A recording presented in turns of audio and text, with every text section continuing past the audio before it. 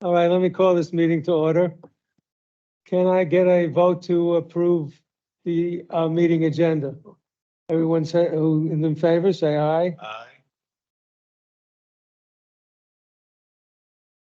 Okay, let's go with the first action item, water construction contract for Dulles South Water Booster Pumping Station. Oh, I'm just visiting. Nice to see I didn't mean to have my back to you. you. Oh, no problem.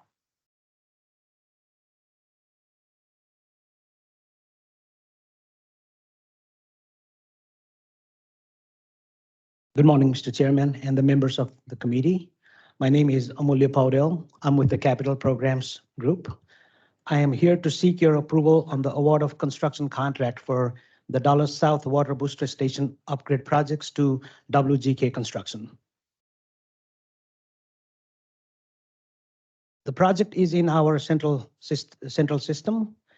For water distribution, we operate our central system with 3 distinct pressure zones, 510, 538, and 600. This project is to address the needs of 600 pressure zone. And the project site is located in the Lena area, just south of Route 50.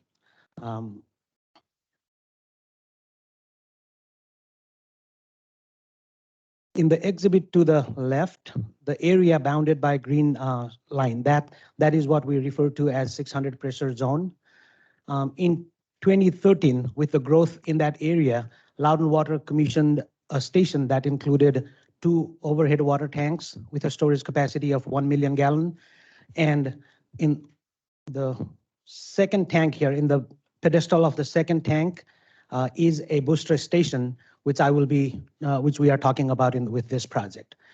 With the continued growth in this western outskirts of our service area, in 2021, Loudon Water, we conducted capacity analysis for the zone to see the infrastructure upgrade needs to meet the future demand and the projected future growth of this area.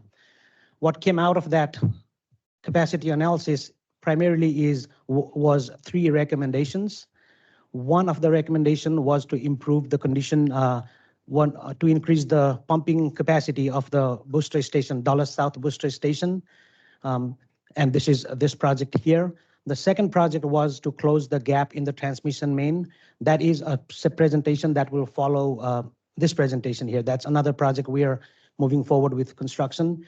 The third recommendation was to upgrade the capacity of a Brambleton pump station, which is in the Brambleton area. So that project, there was a little bit of flexibility timing-wise. So it is in our plans for this year. So in the next few months, we will be bringing that for your approval to begin the design of that project.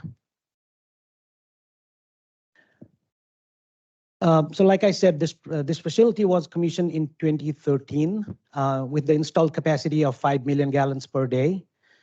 Based on the 2021 capacity analysis, our near-term need is to upgrade this station to 6.9 million gallons per day. And that's the primary driver for this project, is to boost the capacity from 5 to 6.9 million gallons per day. When originally installed, the demand was fairly low. So, here. So in this area here, currently we have 2 small jockey pumps. They were installed to handle the low demand, but just with the growth in the area, the demand is high enough all the time that we haven't used those smaller pumps for the last several years. With this project, what we will be the intent with this project is we will be removing those 2 jockey pumps and replacing them with a larger 50 horse horizontal split case pump. It is a functional duplicate of one of these 3 pumps that exists in this station. We will be adding a variable frequency drive for this pump at this location here. We will be adding a couple electrical actuators on the valves. We will be and this is a pretty major upgrade of the control system here. We will be adding upgrading the RCS control, residual control system control upgrades. We will be upgrading water quality instruments, and a couple other miscellaneous instruments will be upgraded with this project. We will be replacing a control panel, And outside of the pedestal here, around here, there is an existing generator that will be upsized to meet the future needs. So a generator, the existing generator will be replaced too. If any questions on the scope of work?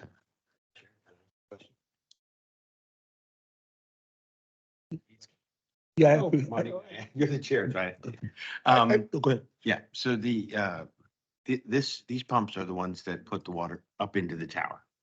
Or these? No, they They push it out to the system. out of the system. Yes. So the gravity pulls the water down, and then these increase the pressure to approximately 125 pounds or something? Yes, exactly. Okay. So it's a combination of the tower height Yeah. and the booster pumps that get us to that desired pressure. Thank you.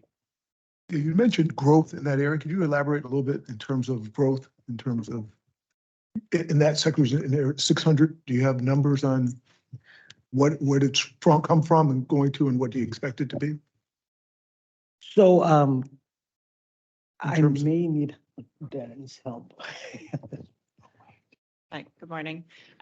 We've had quite a bit of growth in that area due to just a lot of just development. And we typically, it's around a 5 million gallon a day push from that area. And right now we're seeing increased demand. So we're wanting to increase this pump station so we can get about 6.9 million gallons Okay, out of it. Thank you. thank you. So the bids for the project opened January 26th, and we had 4 bidders as listed here. Engineers' estimate for the project was $2.3 million with the range of $2 million to $2.6 million. When talking about engineers' estimate, AACE there stands for Association for Advancement of Cost Estimating. It is a kind of widely recognized agency that develops the way construction estimates are done.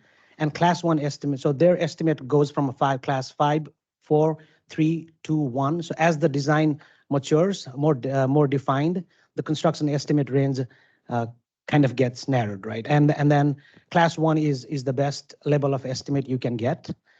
So for this project, engineers' class 1 estimate was in the range of $2 million to $2.6 million. The 4 bids were received. This was actually a pretty thin spread among the bidders. All bids were within 5% and well within engineers' estimated range. WGK Construction has worked on Loudon Water project in the past. They were the contractors that replaced a flow meter over at Trap Rock plant just over a year ago.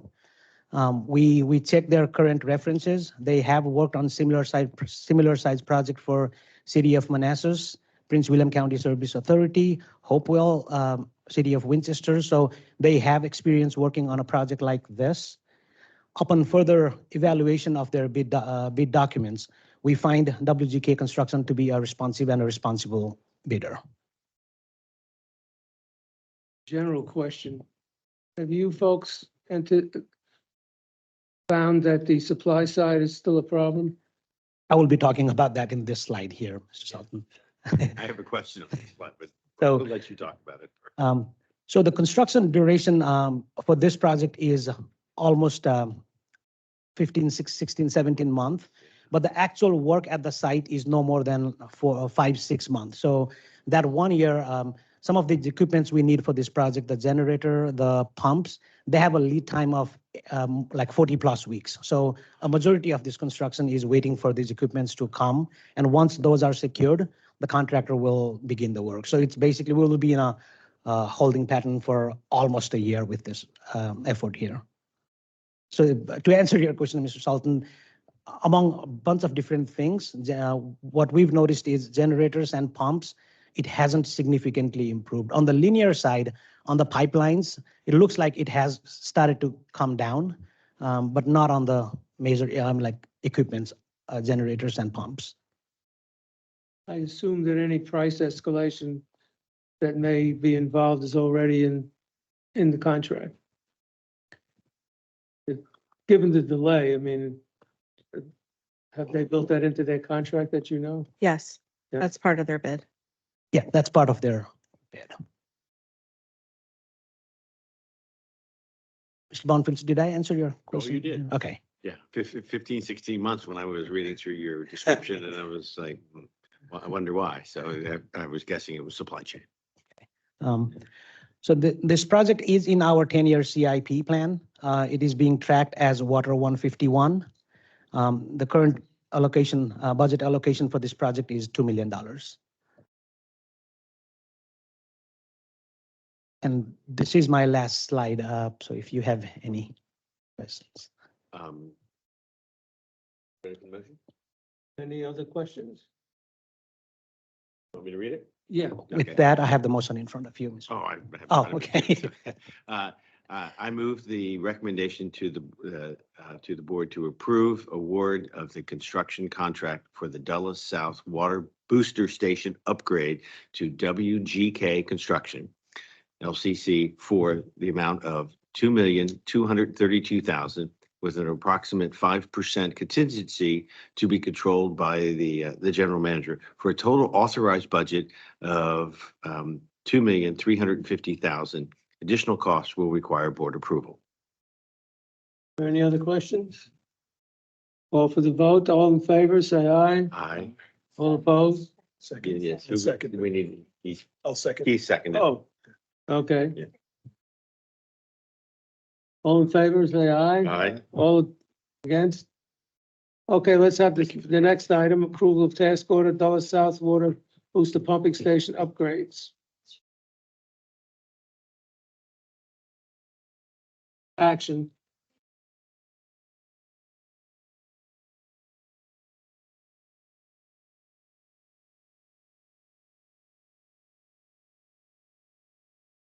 I am here to seek your approval on the task order for construction administration services for the Dulles South Water Booster Station upgrade project to Hazen and Sawyer Associate.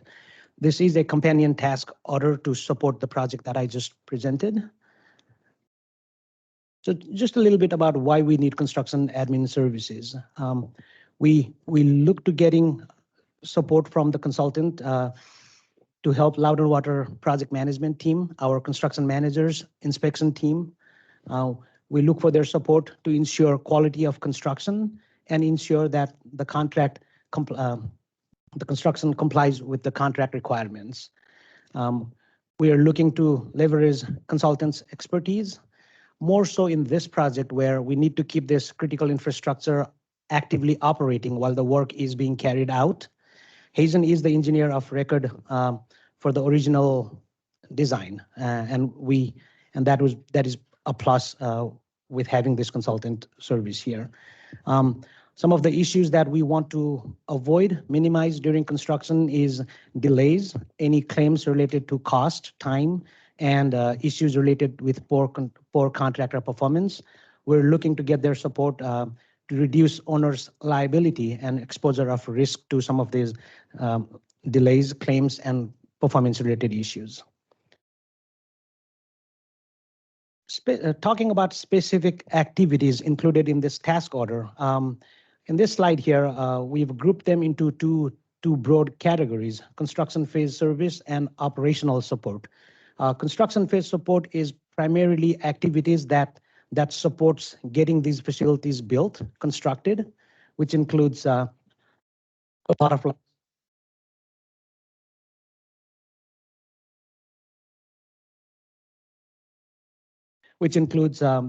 submittal reviews, responses to RFIs, any processing, any change order that may come up during construction, things like that.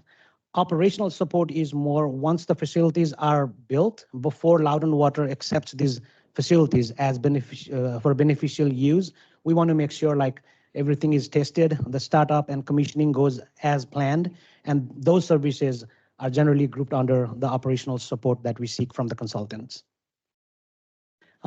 This project, even though it's a small size project, it touches like 15 different disciplines. I'll try to go really, this is the same description that I had on the first project. The primary goal here is to replace the two jockey pumps with a larger 50 horse horizontal split case pump. We will be replacing a generator behind this picture here. and bunch of other miscellaneous upgrades within the pump station, within the booster station. I will be talking more about the cost in the next slide too. So this is more like at a high level, broadly between the two categories of services.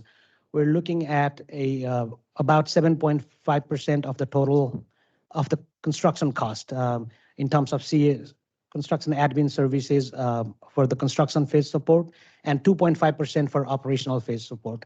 In aggregate, this adds up to 10% of the total construction cost. When we compare that with the historical trend we've seen in Loudon Water project, this project here is definitely a minor facility upgrade. We see it in the range of like 10 to 16%. In this project, the CA services is kind of close to the lower end of that historical metrics we've seen.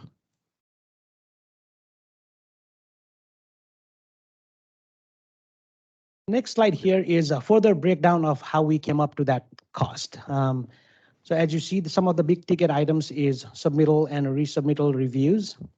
Those were actually derived based on actual counting of the number of submittal, going through the specification, doing the actual count of what submittals we will receive, and assigning to them like tentative hours it will take to review.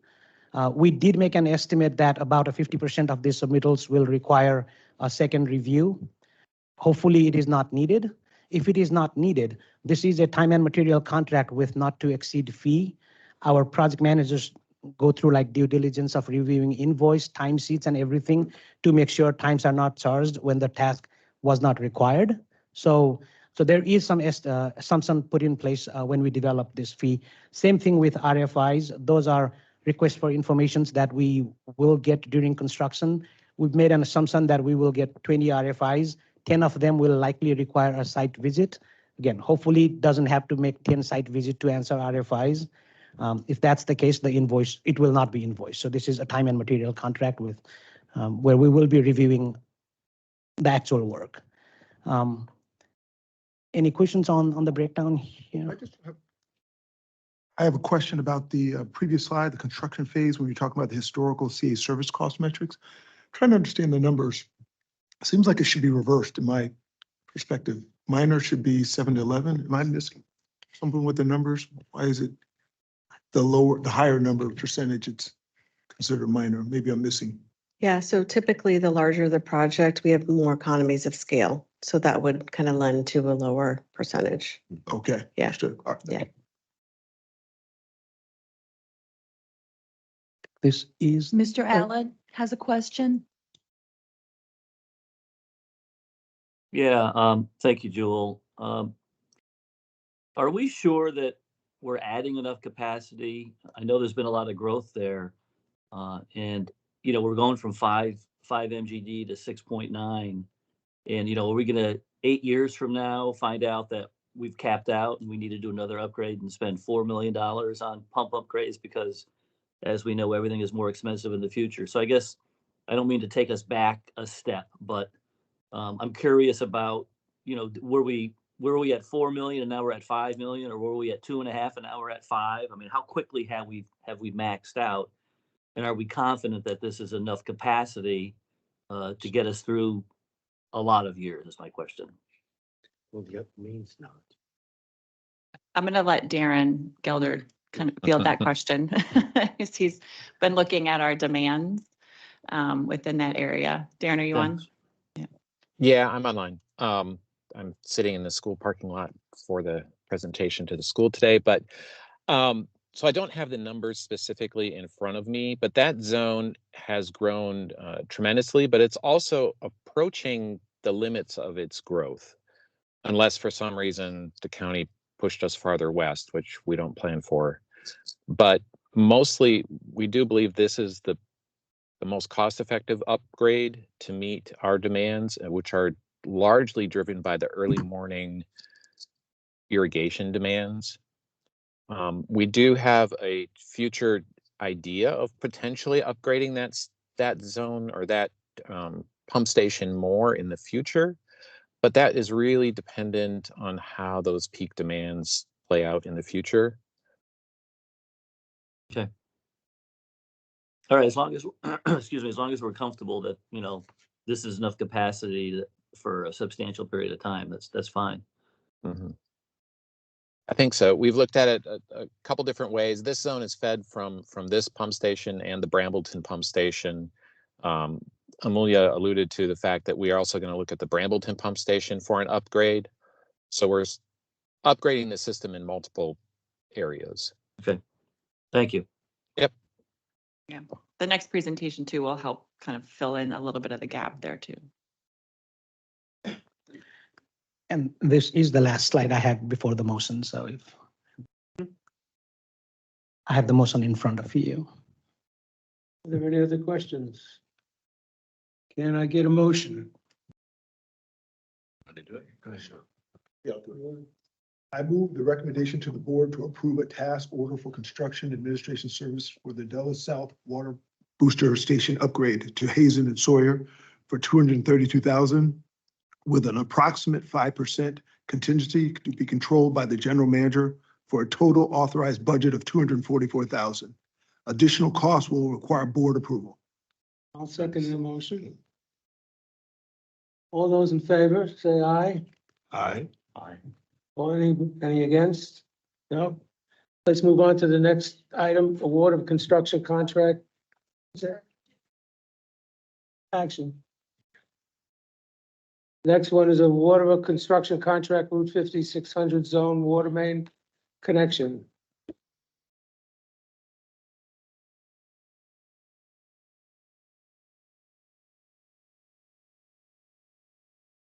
I am here to seek your award of construction contract for Route 5600 zone connection to Surly Contracting.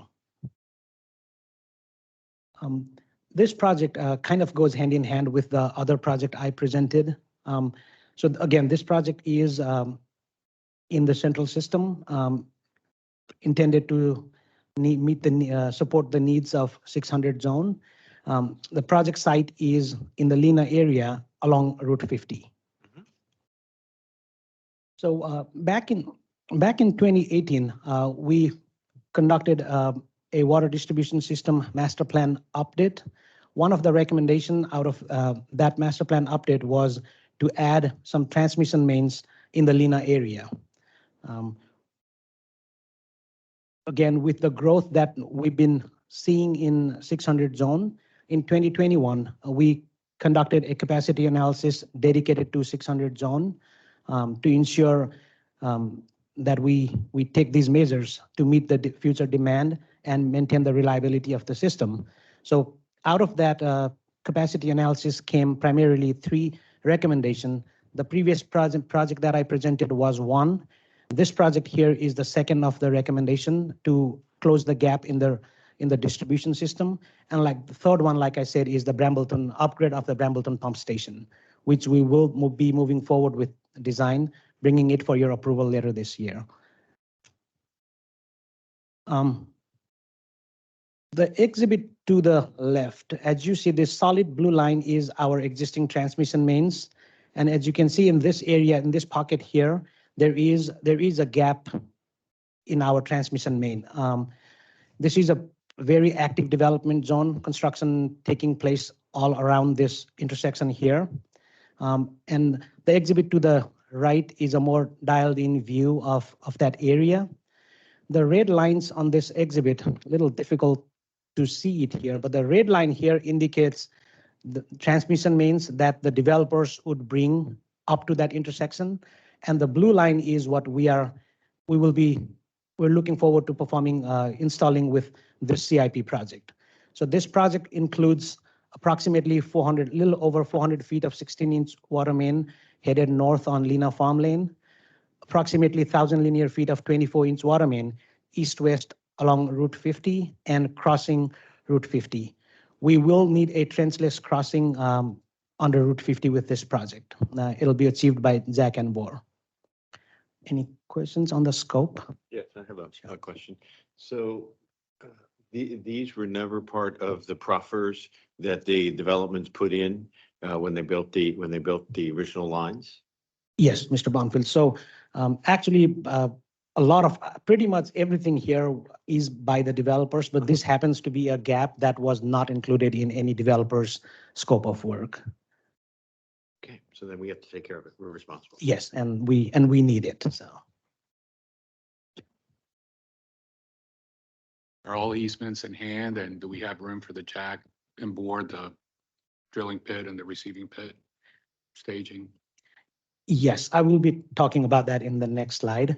The easement, we are in coordination with our legal team. It is not yet recorded, but we're pretty close to getting it recorded. What type of cathodic protection are you using nowadays? It's a passive anode. We have standard details with Okay. just passive anodes on this. We do use a this is a new kind of polyethylene wrap, V-bio polyethylene wrap, and then we do additional cathodic protection with passive anodes.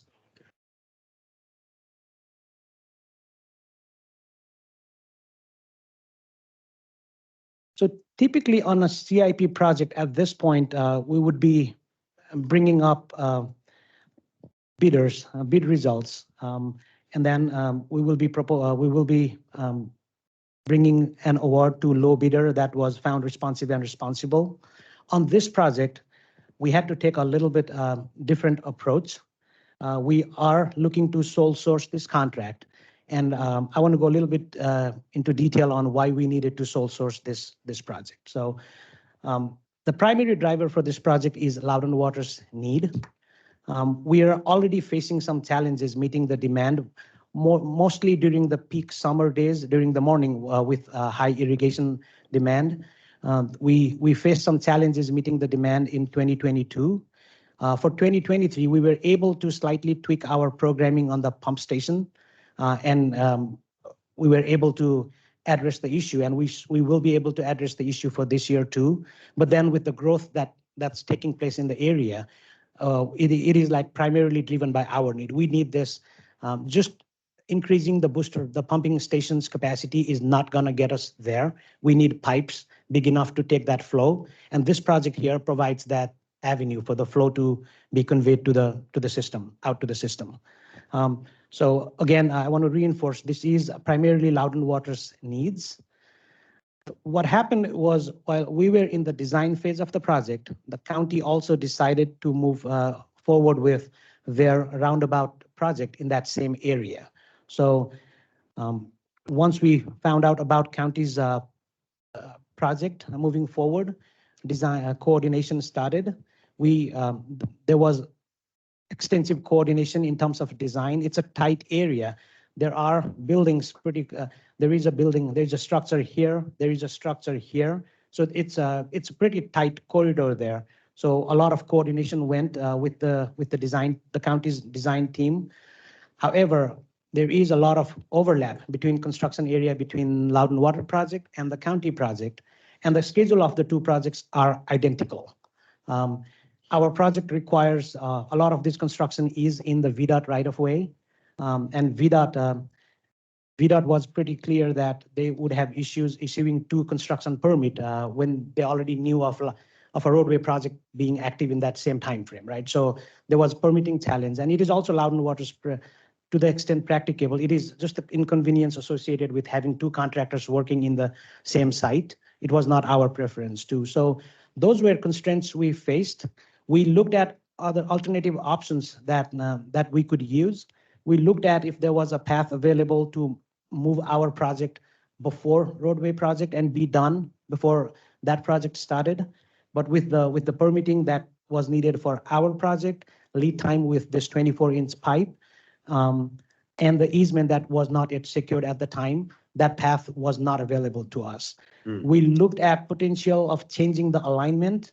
Again, the easement discussion that took place with the property owners, that wasn't a path we could further consider. We discussed with the county about potentially adding this work to their contract as a betterment, which we sometimes are able to do with the county and VDOT projects.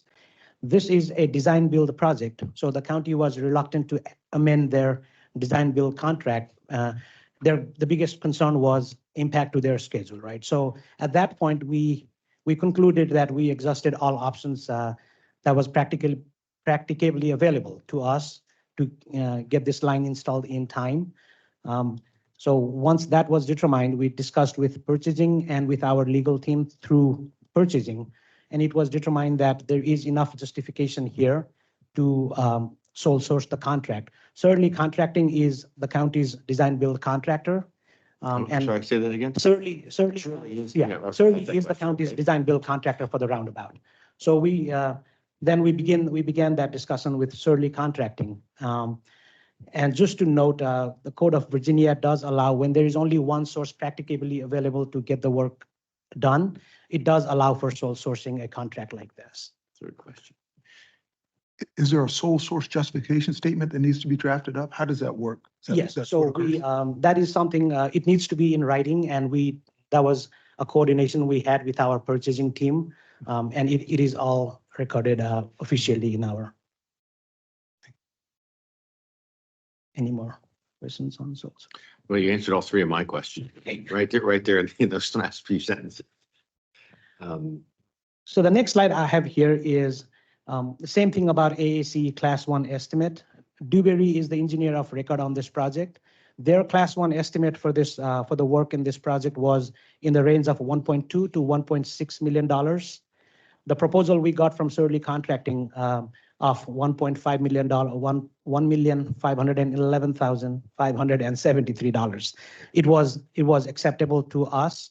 Surly has worked on Loudon Water projects before, installed our facilities as under the developers or on other VDOT county projects that installed Loudon Water infrastructures. So we have institutional experience with Surly too. One question about that. That's about half of what the CIP estimate was. Is there something else that's not included that we'll see later? I can actually I need to go back to this slide to explain that answer. So when we scoped this project design has been going on for a while. There was some uncertainty about what exactly will developers take on, what will the developers install, and what Loudon Water CIP would need to install. There was that unknown. So yes, that 3 million, when we allocated that 3 million, there was still an unknown especially on the north, the line that you see here on the north side, right? Yeah, there was some unknown about whether the developer doesn't need this line for their development. So there was some unknown about whether they will move forward with construction or not. But it was later determined, our LD determined that they are willing to construct that for us. So that's why it's slightly. So it did reduce it, the contract. Good. Did the developer get a credit or? This one, this would be a yeah. A Typically, reimbursement. yeah. I mean, I don't. Typically what happens is once connections are made in that shed for that pipe that they're building that they don't need, we will reimburse as connections are made. Yes. Thank you. Yeah.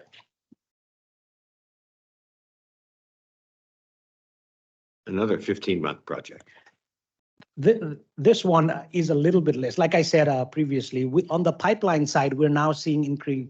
Like if this project I was presenting this 6 months ago, I would have said like the lead time is 6 to 8 months. But we've noticed like that lead time on the pipeline have gone down. It's like 3-4 months we're talking about now. And this project, the primary goal is to meet our schedule, right? So the goal is to be done and have this water line operational before the summer of 2025. And that's the contract we have with Surly is they need to finish the work well before the summer of next year. And you believe that Shirley's going to integrate this work with their roundabout work? Yes, that's the plan. So they were pretty clear that if there is a delay from Loudon Water, they would just not take this work, right? They're doing it because this is our need, but I mean, it's a tight schedule for them too, because they need to be done on time, not to impact their design build project. There's a tight schedule on that roundabout. Yeah, it is So, tight schedule on their end too. Because this is part of a design build for a highway construction roundabout project. If they run into delays with obtaining easements, which has occurred in the past for the highway construction component, will this affect the schedule of the water line construction? At this time, Mr. Vega, what we know is the county has already secured all the easements they need for the project, and there is a real certainty on the path forward. So all those have already been secured. As far as we know from the county, that easements have been secured for roadway project. Thank you. So this project is in our There it 10-year is. CIP. It is being tracked as Water 150.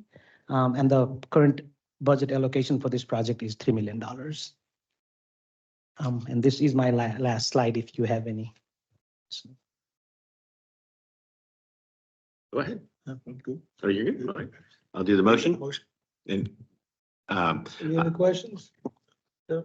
You wanna okay, read I'll it? make the motion. Yes. I move the recommendation to the board to approve award of the construction contract for the Route 50 600 zone construction to Shirley Contracting Company, LCC, for the amount of $1,511,573 with an approximate 5% contingency to be controlled by the general manager for a total authorized budget of $1,590,000. Additional costs will require board approval. I'll second that motion. The call for votes, all in favor? Aye. Anybody against? No. Do we want to put that on consent? Put it or on, action. Action, okay. Go ahead. Please put it on action. How, how many members do we have here today? Including me? Six. So there's 6 of the 9 people here. We could put it on consent if I somebody think- wants to take it I off. think something like this can go on consent, and if someone wants to pull it off and has a question about it, we can always do that. All right, that's okay with me. Let's go ahead and put it on Go consent ahead. as the motion maker.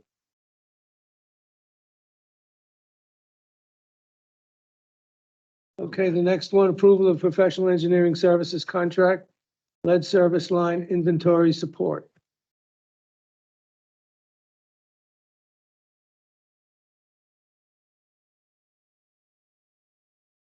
Yeah, we want to get the lead out. I'll just, you That's can hear me okay. okay, right? I'll just start the presentation by saying we have not found any lead yet. So if anyone's concerned, let's, It's a pretty We'll new just- system. I'm glad. we to will hear it. ease the nerves. There's that chance, but nothing's been found. So we can skip the presentation. If you'd like, We'll just- yes. Yep. So I'm Jessica Dezar. I'm here this morning to request your support in authorizing a professional services contract for our lead service line inventory, some additional support needs that we have. So some of you have heard a bit about the lead service line inventory already. I have presented a couple of information items to the Water Resources Committee over the past couple of years. But today we'll be really focused on the inventory itself. So the lead service line inventory stems from EPA's lead and copper rule revisions, which were released in 2021. Part of these revisions that were released by EPA require that all utilities, not just Loudon Water, everyone nationwide, pull together an inventory of all of the service lines in their system. So these are the water service lines that come from if you're looking at the graphic here, the public water main, which is typically in the road, that go all the way to the premise, which is a house, building, any type of structure.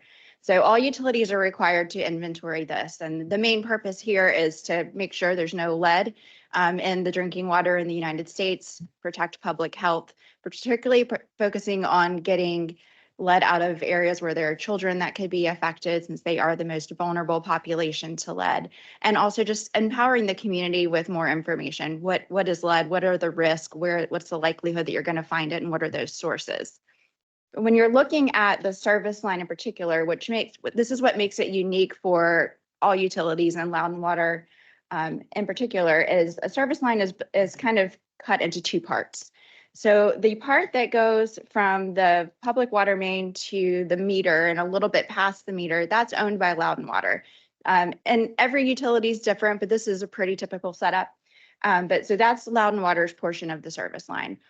Because this is ours, we know it. We've had the historical design standard since we became an authority. We know that we do not have lead on our side of the service line. So this is really the easy part. That was we were able to knock that half out of the inventory, immediately just by pulling up some historical documentation. The hard part for us is the other side of the service line. So this is what goes after the meter to the home or any structure. That is privately owned. So that is something that Loudon Water does not own or maintain or have any real historical data on that service line because it's not technically our responsibility. But however, with this rule, regardless of who owns it, maintains it, the utility has to figure out what that service line material is. So that's kind of the challenge that we face with these requirements. So we have been able to knock out a good bit of this inventory on the private side, just using kind of a desktop analysis. So we have, based on the regulations historically, so in 1991, there was a federal lead ban. You couldn't use it. But also in Virginia, we followed the Uniform Statewide Building Code. And in 1978, they banned lead being used in service lines at that point. So we were basically able to say, if we have any structure that was built in 1979 or later, that you can safely say that there's not going to be lead in the service line on that public side or the private side. So we were able to work with the county early on to get all the tax years built of all the structures in the county and cross-reference that with our service area and use that to narrow down our list so that we had 93% known and then another 7% that is unknown just based on the year that those properties were built means that they have that possibility that there could be lead. So that's kind of how we got started with that. And that 7% is about 5,700 service lines that would be considered an unknown material. So they're not lead, but they're unknown. And we want to figure out those materials because unknown is going to be treated just like lead as it relates to this rule. So what we've done kind of since that desktop analysis, we've been doing a lot of customer outreach. So we've done mailings to customers that have an unknown status twice already, and we have another one that's getting ready to go out. So if you get the mailing, you're on the unknown list. We provide instructions on how you can view the service line material as it's entering your home and how you can determine what that material is. So we've had some of our numbers have gone down from those communications where we've continuing to send them out and trying to get support. So sometimes it's customers providing pictures of their service line. It may be homeowner inspection reports that they have, if some of them have had plumbers come out and verify for them. And then in other cases, particularly elderly that aren't able to get to their service line, we've sent out our water quality staff to go out there and take a look and help them out. Once the homeowner identifies lead service, what are they expected to do? They would provide that information back to us and we're going to update our inventory. And then there's going to be some additional requirements starting in October. Requirements for them to replace it?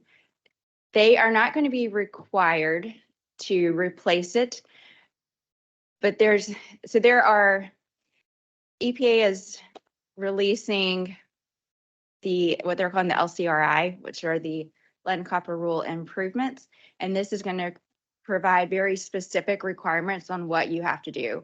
But essentially, we have to reach out to them and try to get them to replace their service line at least 4 times before we can give up if they have a service line. So they're not required, but they're going to be pestered, I guess, a lot. We're going to be strongly encouraging that if there is any that's identified. It's quite an expense. Yes. Yeah, So- how are they getting the information back to you? I mean, how are you how are you aggregating it? I'm just curious. It seems like it's quite a big process. So we put together a webpage on our website, and we have if you kind of look at this graph on the left, it's hard to see from here, but we have a public facing map. So you can basically go to the website today. You can pull up your address, and when you type in your address, you'll pull it up and you'll see your service line here. And there's colored circles that are hard to see here, but each half of the circle represents the material of your service line, just in plain terms of lead, non-lead, or an unknown status. So if both sides are blue, you know there's no lead, you are good to go, nothing to do for you. And if there is red, which we don't have any at this point, you would know that there is confirmed lead. And if the other side is gray, that means you're in the unknown category. So there is a web form that we've put together, and some people are actually mailing it in as well. But there's a web form that goes to an inbox, and then we have someone reviewing that information. And then when we verify they provided what we need to confirm the material of their service line, we're updating the map directly, and then it'll just be available at that Okay, point in time. Thank you. Couple of questions. Yep. The, what was the date when tin lead solder was stopped being used in homes for, and businesses for copper plumbing? It was like in the 78 range too, as I recall. I have to go back and look at Yeah. those dates. So Yeah. the reason yeah. I bring that up is service lines is very important to us, and that's what what EPA is going after. But occasionally you read about a school or something that did a test on an old water cooler, Mhm. and it shows up with some lead. Right. So this will help raise the consciousness of all of that. Mhm. So I support this effort. Yeah. Yeah. Yeah. And lead solder is not something we have to report on at this time unless we know of lead solder. What is going to be required, so what's not required now is any connector in the system. If there's a piece of pipe connecting lead, that's not required as part of, Mhm. that does not count as lead yet, but you do have to report on it. But with the LCRI that's coming out, you're going to be required to replace those if you find them. But they haven't In specified our system, in our system. but homeowners is a whole different castle. That's one they're trying to figure out because of who's going to pay for it. And I think that's still, Get it out of there. it was a very long Homeowners public need- hearing, Yeah, I know. listening to, I know. to those discussions, Yeah. but yeah. I know you may not know the answer to this, but is it possible that in the future, when you sell a house that has a possible lead service, that one of the requirements will be to replace that lead service? I hope so. Is that where it's headed? I really think, I feel, I mean, because it's not there yet, but I feel like there's going to be a point where just like lead paint, you've got to disclose that, and then maybe it would be part of the negotiations. But we will be, if we know of lead or an unknown in the service line, when they call to set up their account, we have to disclose that information to them. So we are going to be required by law to tell them, we don't know the material of your service line, or we know you have lead, and then this is what you need to do.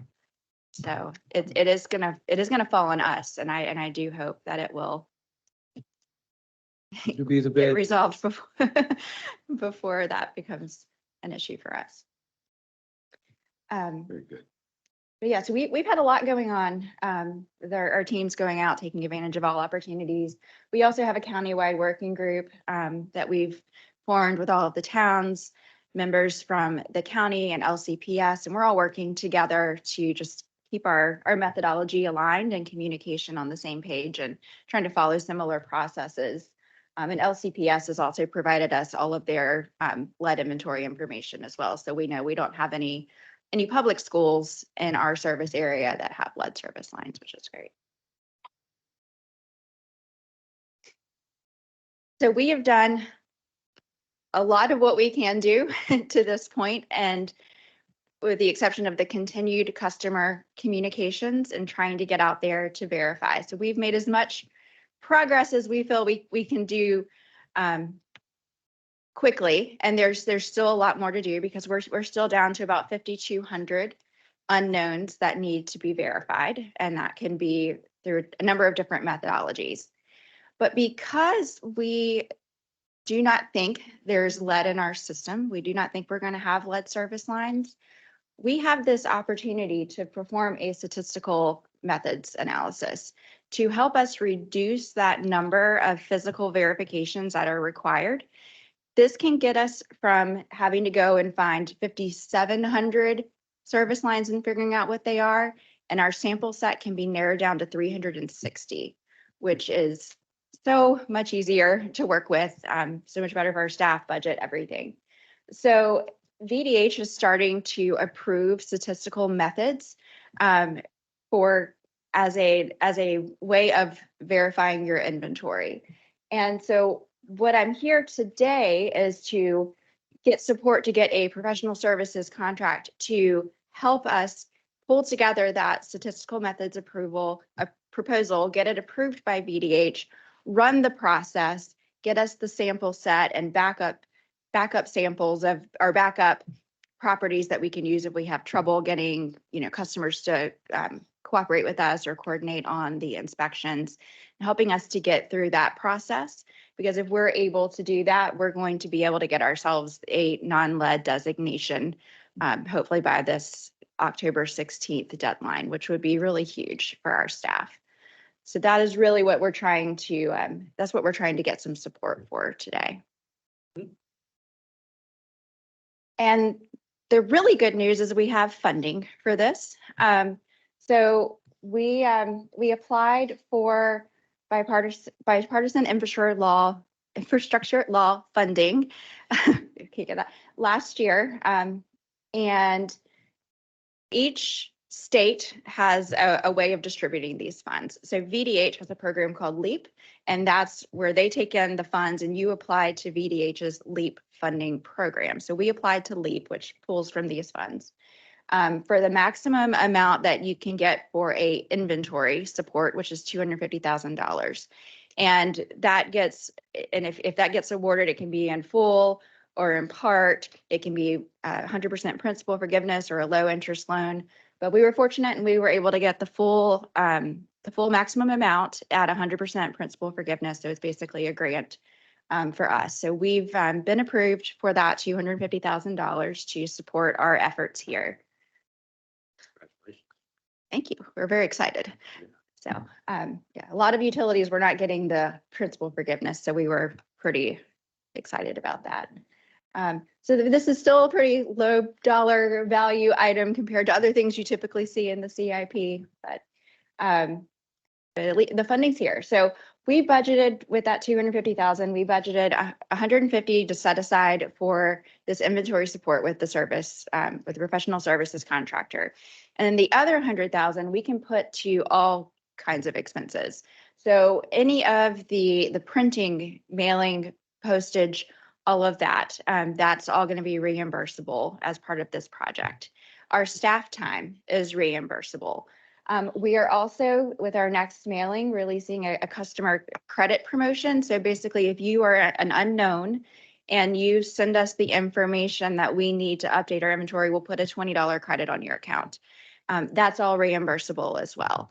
So we're going to use that remaining $100,000 to fund all of these other activities that are going to help us with public engagement and just getting the cooperation we need to knock this out. And hopefully we're going to not find any lead.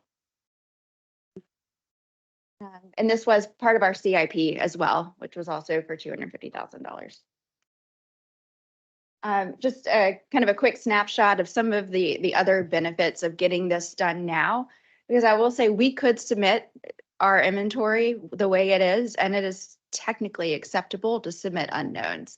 But there's all these other requirements that come along with it, which is why we want to get rid of those unknowns, or one of the many reasons we want to get rid of those unknowns as soon as possible. So because unknowns are treated like lead, we would have this notification requirement for customers. We would have to send them a communication every single year reminding them that they have an unknown status. When they call in to set up an account, we have to revise all of our processes to make sure that they know it's unknown or lead, whatever the material is. This also takes away this requirement to put together a lead service line replacement plan, because if you have even one unknown in the system, you've got to prepare a lead service line replacement plan to VDH, which gets submitted to EPA as well. So it's another additional effort. We'll get rid of those regular reporting requirements for updates on where we are with the inventory with VDH, and it'll reduce some of the sampling requirements that are also going to be required as part of the lead and copper rule revisions. So there's a lot of value in just knocking this out. So we've been through the procurement process. We applied for funding in April 2023, got our funding offer in September. Because we're using funding, we had to have all of our RFP, our whole package had to be approved by VDH before we could move forward with the procurement process. So we had them approve everything and make sure that it meets requirements so that it is going to be reimbursable.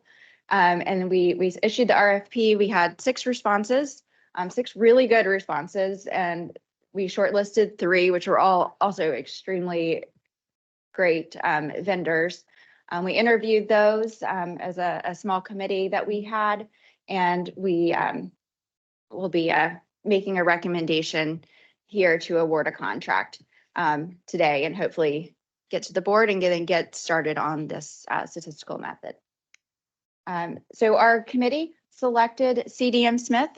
A lot of really great options out there, but they've got some really good experience. They have a really strong relationship with the regulators and have been very involved, particularly with the statistical and predictive analysis methodologies, working with the regulators on determining how to get this approved and what is acceptable.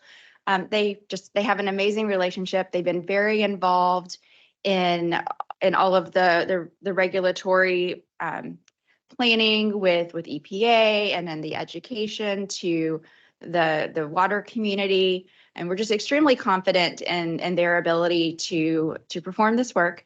They have a strong track record with Loudon Water as one of our BOA consultants. And their approach was extremely strong. Their software is extremely compatible with how we've got our inventory set up with our GIS. They have a process ready to go that can incorporate some of the work that we've already done, because we hate to lose out on the 400 verifications that we've already done with our own internal efforts and have to repeat that work. So they're going to be able to backfill their model and try to reduce that 360 that we need to verify even more, just based on if it works out, we'll be able to reduce some of that physical verification work. So we've been really happy with them. They have multiple clients they're working with on the same types of activities in Virginia. They're just really well set up to support us in this effort. And they're also in our budget, which is great. So they put together their scope and fee after the RFP. We have a not to exceed amount of $131,253 to support this effort and get us through this process. Yep. Yes. Thank you, Chair. Had a visiting today from the Finance Committee, so I have a financial question.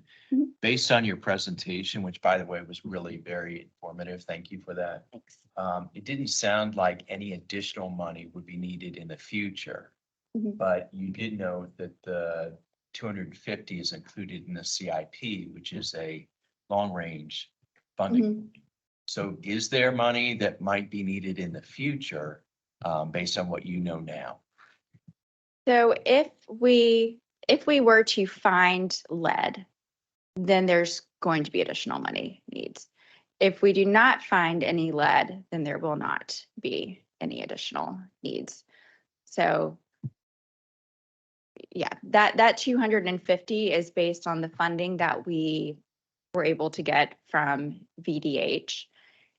And yeah, I mean, that is really what we've budgeted and planned for at this time, because we really don't think that there's any lead in the system. But if we find it, there will be more funding requirements. Thank you. Yeah. We're just curious, who is Trinix? Is that a local subsidiary of? So they are their software. Okay. They're a software company. Okay. And they were purchased by CDM Smith. And they have a tool called LeadCast Predict. And it basically can run the statistical method for us. And in the future, if we were to find lead, that tool can also be used for predictive modeling, which would help us to determine the likelihood of lead in different areas of our system based on any lead that's found would be kind of fed into that model. Okay. Yeah. Okay. So I guess that's another plus with CDM Smith in terms of this tool, this proprietary Yes. tool that they have. Okay, Yeah, it's all part of the. understood. All right, thank you. Sure, go ahead. Want me to make the recommendation? I Any move, other questions? No. You ready to move? Want to read the motion? yes, I move the recommendation to the board to approve a professional engineering service contract for lead service line inventory support to CDM Smith for $131,253 with an approximate 5% contingency to be controlled by the general manager for a total authorized budget of $137,815. Additional costs will require board approval. I'll second that. Call for a vote, all in favor? Aye. Anybody against? This should go on consent. That's, I think it should go in consent, but I think that everybody should think about this, and I know Terry's interested in it. Do we put too many things on action that don't need to be put on action? Well, I think what Terry was alluding to, we have six members of the board that are already hearing this presentation on all of these items. Do we really need to put it on action on the board meeting? I think we need to think about it. I think I've been guilty of maybe putting too many things in action that don't really need to. But just saying, think about it. I'm not sure what the answer is, but okay, anyway, just wanted to mention that. Capital construction change order report.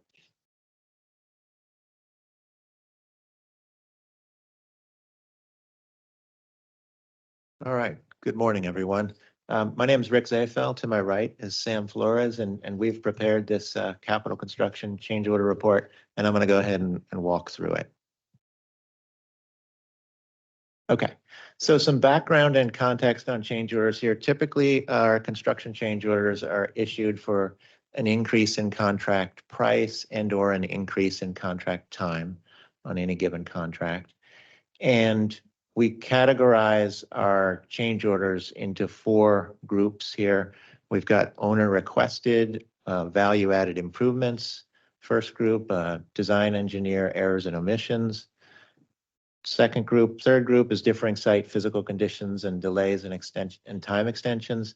And then the last group is safety code requirements, quantity adjustments, and then this miscellaneous category. So those are kind of the 4 general categories that we have for change orders. And we'll get to some details on that in a couple slides here. And then just a couple of quick points on change order limitations here. So the typical contract contingency that's authorized by the board is 5 to 10%. In the case of the presentations earlier today, it was 5% for all of those. And of course, that's approved at contract request to the board. And then, of course, any exceedance or increase above that requires board approval. And then just one last thing, there's a state limit on change orders for any given project that sits at 25% of the contract value. Yes. If it goes above the 25, you have to recompete. I think that might be correct. Yeah, we don't have Let's not many. do that.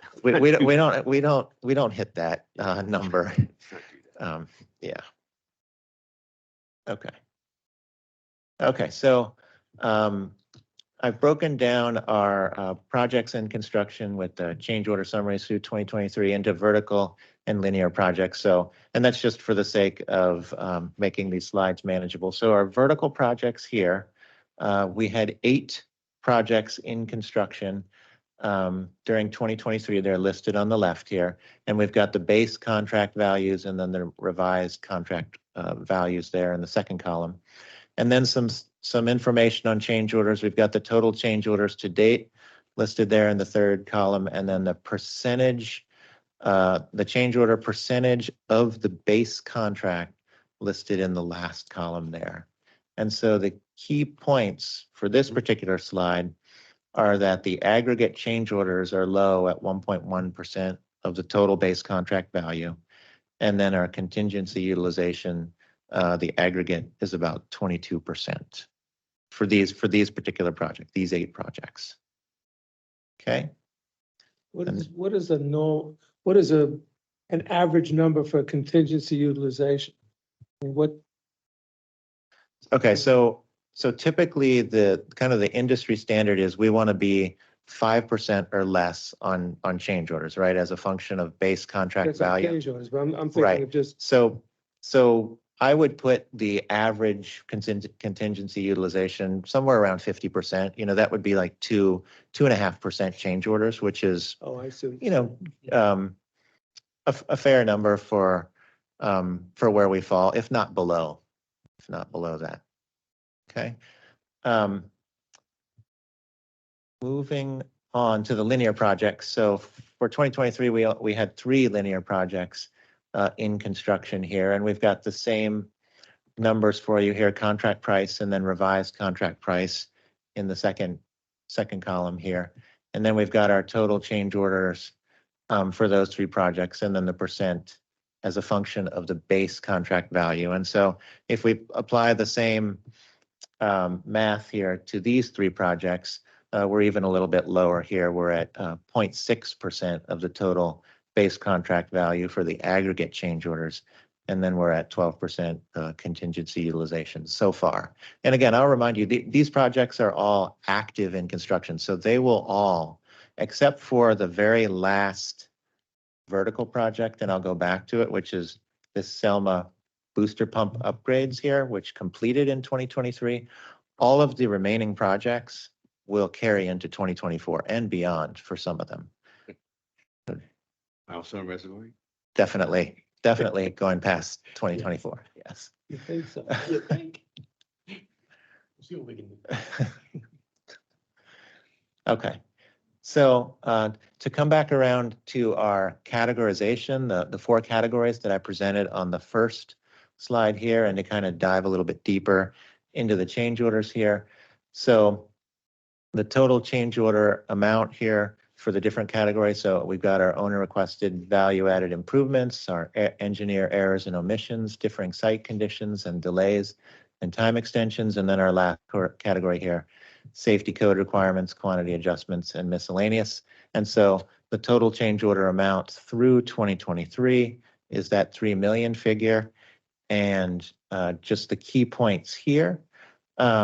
So the largest change order category is our owner requested value added improvements, and that represents 42% of the total change orders.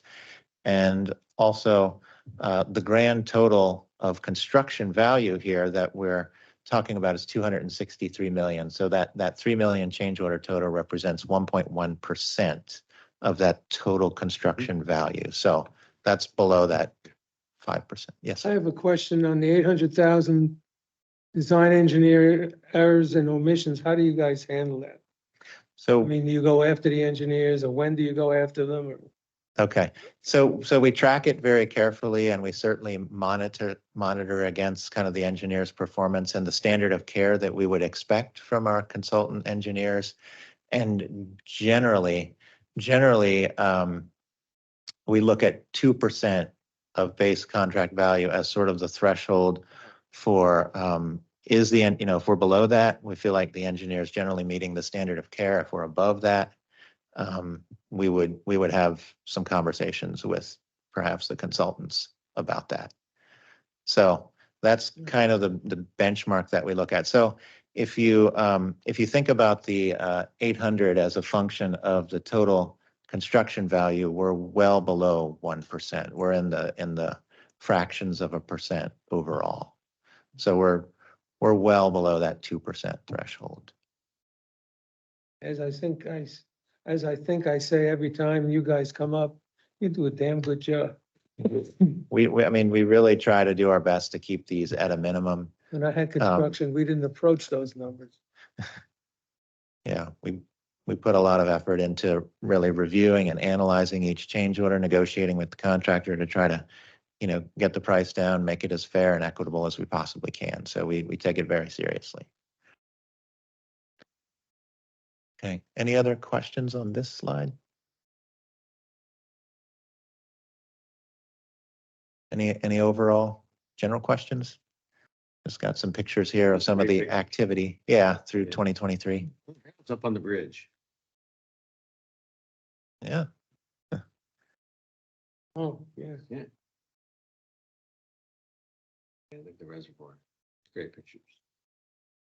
Reservoir's got water in it. Lots of water now. it's a good thing. Does it? Yeah, it's almost full or full. Full now. It's full, yeah. Good to see all that PPE, all the staff, Yes, I'm sorry? all the personal protection. Oh, safety, yeah. Oh, yeah, the safety equipment, yeah. Any more vandalism?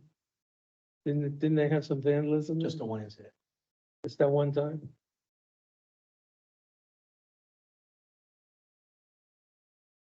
All right, Senate. Thank Thank you. you. Good Thank you. report as usual. Tom Lipinski, capital spending summary report. Good morning, committee members. Probably just a real quick one here this morning. This is the first report for 2024. And the projected spending, I'm sorry, the actual spending was just a little bit over $4.1 million. I don't expect that y'all have any questions on it, but maybe you do. Question? No, I don't have any questions on that report, but thank you. Pretty much online right at the beginning. Month one. Thank you. Thanks. Next one, 2024 work plan.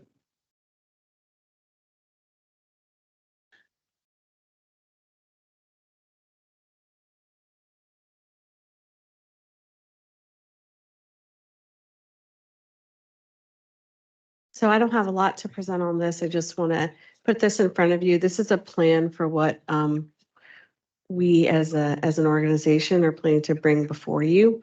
I will stress it is a plan. So, but these are the months generally, and we've got a whole range of projects from studies to designs and then construction awards. You'll note just for the new members, we only have 10 meetings a year. So we do not have a meeting in July and we do not have a meeting in December. So these meetings are really important to the business of Loudon Water and moving our capital improvements program forward. If there's any questions, I'm happy to take them. I would be curious, just at the end of the year to see how close you. I do track it. And, it is a plan, and that's why I stress it's a plan. There's a lot of things outside of our control that may prevent us from bringing things forward. Sometimes permitting just takes a really long time. Acquisition of easements, to your point earlier, and it may force our schedule to slide, especially on the design side. But would- yeah, Just for curiosity, I wouldn't mind seeing that. yeah, I do Maybe track it. Yeah.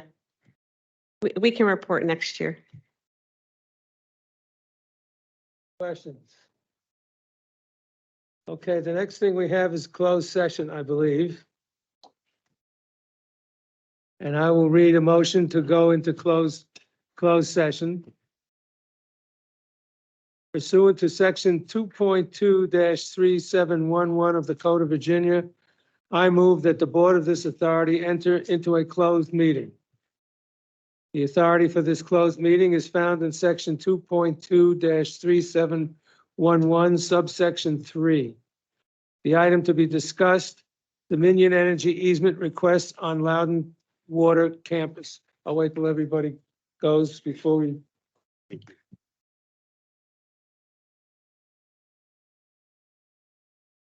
I second that. I was gonna wait till everybody's, okay. Everybody, all votes in favor? Aye. Anybody opposed? We are now in closed session.